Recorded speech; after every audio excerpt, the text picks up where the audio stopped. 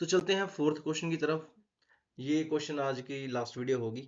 Fifth question guys आप लोग खुद कर लेना है, थ्योरी ही है।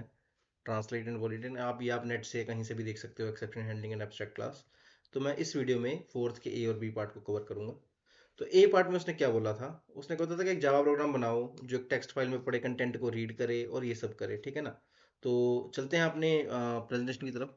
तो बेसिकली उसने ये बोला था, कहता आपने एक प्रोग्राम बनाना है जो रीड करे टेक्स्ट फाइल के कंटेंट को। तो मैंने क्या किया, ये टेक्स्ट फाइल का आपको स्क्रीनशॉट दिया है कि मान लो ये आपकी फाइल है input.txt जिसके अंदर ये कंटेंट पड़ा हुआ है, like hello there, Java language is fun to learn and happy coding.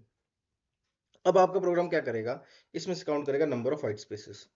तो 1 2 3 4 5 6 7 8 9, 9 स्पेसेस हैं तो नंबर ऑफ व्हाइट स्पेसेस 9 आएंगी।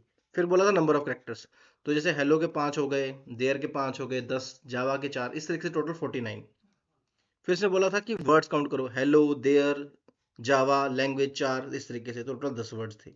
फिर उसने बोला था कि भाई फुल स्टॉप्स कितने थे, तो मैंने कहा कहाँ फुल स्टॉप लगाया, 1 2 और 3, तो ये सब काउंट करना था मैंने। तो this is the output expected from our code. तो हमने ये आउटपुट का मैंने स्क्रीनशॉट लगा दिया है और आपकी ये टेक्स्ट फाइल बनी होनी चाहिए। तो मैं आपको दिखा भी देता हूँ इसका कोड आपको, ठीक है ना। तो ये देखिए यहाँ पे आप फोकस कीजिए इस तरफ, ये आपकी एक इनपुट नाम की टेक्स्ट फाइल बनी हुई है, ठीक है ना। तो इसको जब मैं क्लिक करता हूँ तो एज यू कैन सी,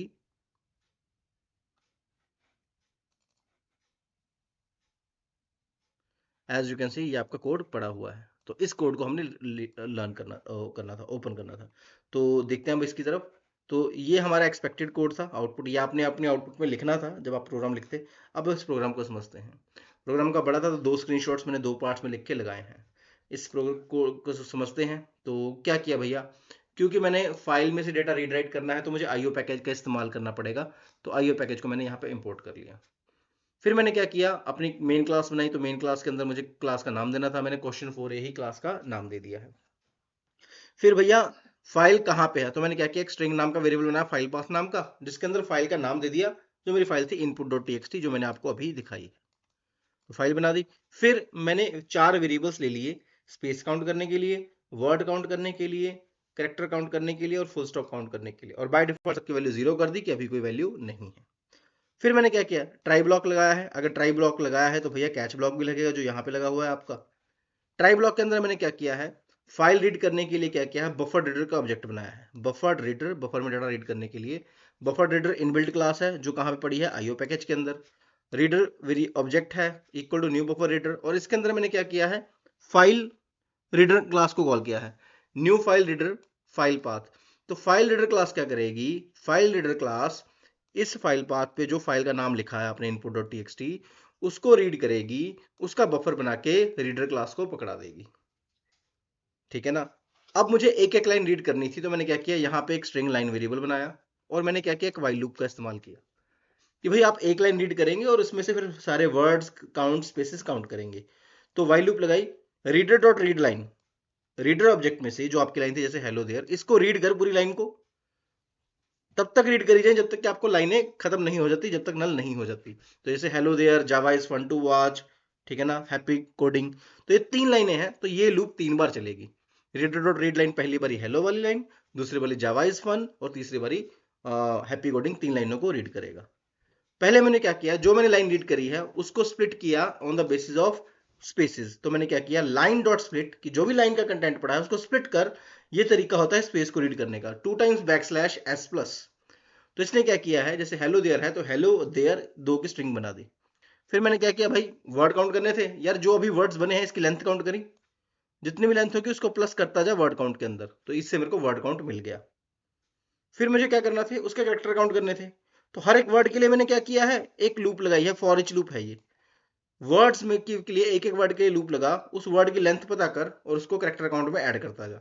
जैसे पहले वर्ड हेलो की 5 थी तो उसको ऐड करके 5 कर दे, फिर एक स्पेस की थी 6, फिर हेयर की 5 थी 11, तो ये कैरेक्टर काउंट कर रहा है। जब ये बंद कर दिया फिर मुझे क्या करना था, एक एक लाइन रीड करनी थी, फुल स्टॉप काउंट करने थे। तो मैंने क्या किया, जो लाइन है मेरे पास उसको कैरेक्टर एरे में कन्वर्ट किया, क्योंकि मुझे एक एक कैरेक्टर कंपेयर करना था। करने के बाद मैंने क्या किया, कैरेक्टर के लिए फिर से फॉर ईच लूप लगाई। अगर C H equal to space है, मैंने स्पेस कैसे लिया, सिंगल कोट, एक स्पेस दबाया सिंगल कोट, अगर वो स्पेस है तो स्पेस काउंट में प्लस प्लस कर दे, अगर वो डॉट है तो डॉट वाले प्लस में काउंट कर दे। तो दिस लॉजिक इज इनफ। तो यहां से मैंने वर्ड काउंट करवा लिया, यहां से मैंने कैरेक्टर काउंट करवा लिया, यहां से मैंने स्पेस काउंट करवा लिया, और यहां से मैंने फुल स्टॉप काउंट करवा लिया। जब ये मेरा वाइल लूप खत्म हुआ तो मैंने क्या किया, उन चारों को डिस्प्ले करवा लिया सिंपली, कि भाई एनालिसिस ऑफ फाइल करी है इस फाइल की, ये उसके कैरेक्टर्स हैं, ये उसके वर्ड्स हैं, इन सबको डिस्प्ले करवा दिया। जब ये ट्राई ब्लॉक बंद हुआ तो ट्राई ब्लॉक के साथ कैच चाहिए, तो कैच ब्लॉक लगा है। कैच ब्लॉक क्या कहता है कि भाई इन केस आपकी वो फाइल है ही नहीं, इनपुट और टेक्स्ट नाम की फाइल अगर ना हो तो क्या करोगे आप, तो file not found exception raise होगा, मैसेज दे देगा कि भैया ये फाइल हमारे पास नहीं है। और बाई चांस कहीं इनपुट आउटपुट रीड करने में आपको एरर आती है तो आईओ एक्सेप्शन, कि भैया मैं फाइल में से रीड नहीं कर पा रहा हूं बिकॉज ऑफ सम रीजन। तो this was your code, when you right this code this will be your output, and ये फाइल में से कंटेंट्स को रीड करके आपको ये मैसेज वो शो कर देगा। तो ये आपके फोर्थ के एक क्वेश्चन का आंसर था। आई होप आप लोगों को समझ लग गया होगा। चलते हैं अगले क्वेश्चन की तरफ जो था फोर्थ का बी पार्ट, मल्टी थ्रेडिंग। अभी पढ़ के हटे हैं 1A में 1B में मल्टी थ्रेडिंग क्या है, प्रोसेस और थ्रेड का डिफरेंस, ये नया चीज है, स्टेप थ्रेड कैसे बनाओगे, फिर थ्रेड प्रायोरिटीज कैसे हैं, तो इनको समझते हैं।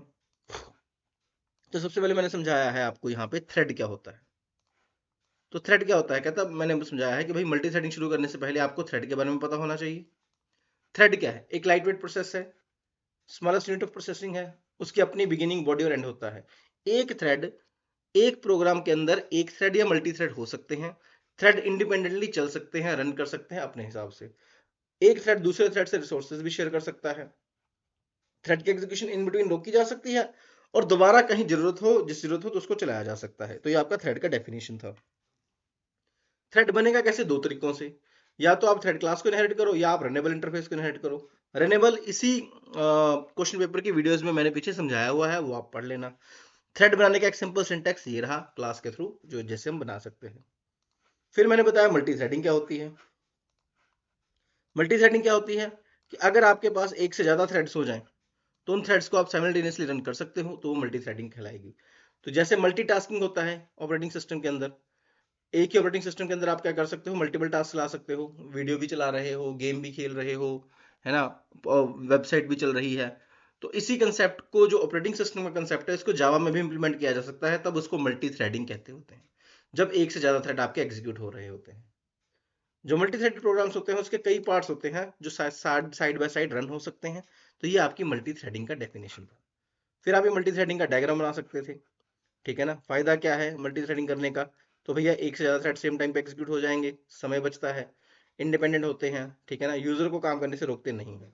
तो एक मेन थ्रेड है, तीन थ्रेड हैं, जब मल्टी थ्रेडिंग चलेगी तो एक थ्रेड से दूसरे थ्रेड पे आप कंटिन्यूसली स्विच कर सकते हो, ठीक है ना। तो ये आपके एडवांटेजेस थे मल्टी थ्रेडिंग की। फिर हमें पूछा गया था कि भैया प्रोसेस और थ्रेड में डिफरेंस क्या है।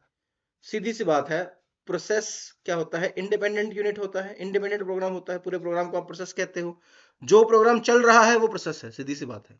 और थ्रेड क्या है, प्रोसेस के अंदर का छोटा सा पार्ट थ्रेड है, स्मॉल लाइट वेट प्रोसेस है, ठीक है ना।